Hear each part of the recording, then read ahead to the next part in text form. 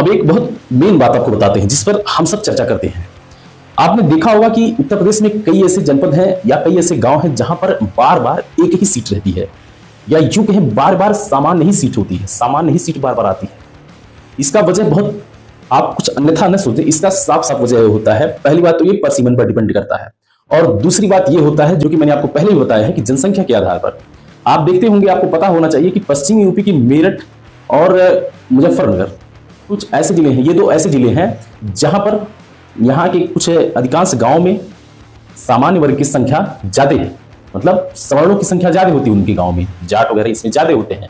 तो वहां पर क्या होता है कि अधिकांश सीटें, या यूं कहें कि लगभग लगभग हर पंचवर्षीय में सीटें सामान्य ही रहती हैं, वहां सीटें बदलती नहीं। और ठीक इसी तरह से उत्तर प्रदेश के पूर्वी हिस्से में भी होता है, मतलब गोरखपुर, देवरिया, या यूं कहें आजमगढ़ में भी, या गोरखपुर के आसपास के जो जिले होते हैं, यहां पर भी आप देखते हैं कि अधिकांश जगहों पर सवर्णों की संख्या ज्यादा होने से, जैसे ब्राह्मण, क्षत्रिय, इन सब की संख्या ज्यादा होने से वहां की सीटें अधिकांश बार आपको देखने को मिलती है सामान्य नहीं रह जाती। कि जिस सीट पर, जहां पर संख्या ज्यादा रहती है, जिस कास्ट की, जिस जाति की, वहां पर उन सीटों का आरक्षण होना तय हो जाता है। अब जैसे आप गोरखपुर में ही ले लीजिए, देवरिया में ही ले लीजिए, यहाँ पर अधिकांश जगहों पर, अधिकांश गांव में SC ST की संख्या लगभग बहुत कम है। तो यहाँ पर जायज़ सी बात है, यहाँ की सीटें सामान्य कर दी जाती हैं, यहाँ की सीटें अपने आप स्वतः सामान्य घोषित हो जाती हैं।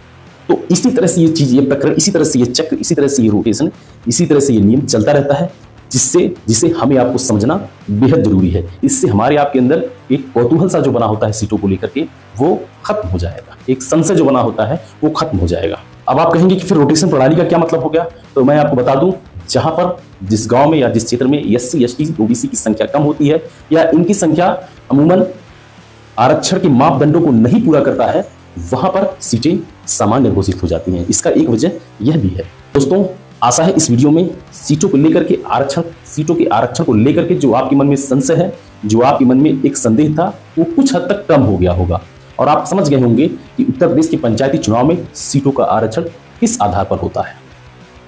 अगली वीडियो में कुछ नए टॉपिक पर नई चर्चा करेंगे।